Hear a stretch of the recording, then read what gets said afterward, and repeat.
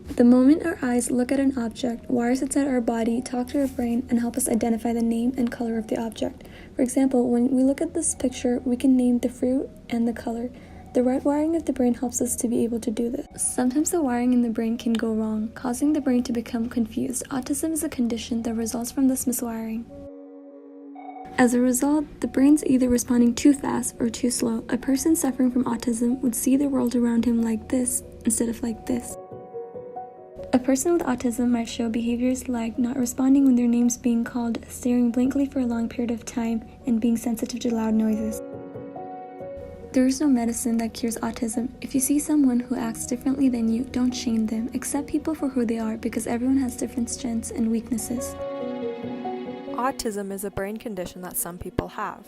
It deals with challenges in things like having difficulty talking to others, not being able to read body language, and having actions that they repeat over and over again. We actually aren't quite sure how autism is caused. A lot of science has pointed to it being involved with DNA. They think there might be special parts of DNA where if you have this certain part, you might have increased risk for developing autism. People with autism have brains different from those who don't. For some, their brain is too active, meaning it is sending too many signals around both inside itself and to the rest of the body. For others, their brain is too calm, meaning it is not sending enough signals inside itself and to the rest of the body. Those with autism also don't have the same kind of social interactions. They prefer to play alone instead of playing with friends or family. And, even with their family, they prefer not to hug or cuddle like others do. Unfortunately, we don't have any magic cure for autism. All we can do is help individuals cope with it by having them talk to doctors and get lessons on how to handle their differences, and maybe give them medication if deemed necessary by the doctor. Autism is a spectrum disorder that affects 1 in 59 people in the United States. They lack a theory of mind, the ability to understand what another person is likely to be thinking or feeling. They show resistance to change and find comfort in repetitive behavior.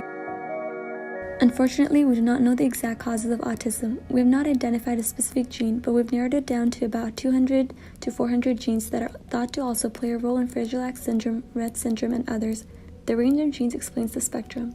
Not including environmental factors, the probability of a sibling having autism if another has autism are as follows. When learning about autism, you might come across articles that try to blame vaccines for its cause. All these studies have been refuted due to questionable research methods and poor design.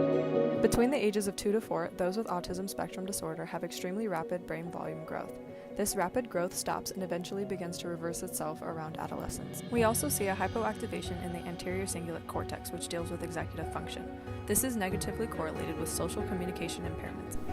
In regards to repetitive behavior, we have seen that the neurocircuitry involved in the repetitive behaviors changes depending on what developmental stage the individual is in. Autism affects every individual differently. It is common for some to be extremely sensitive to loud noises.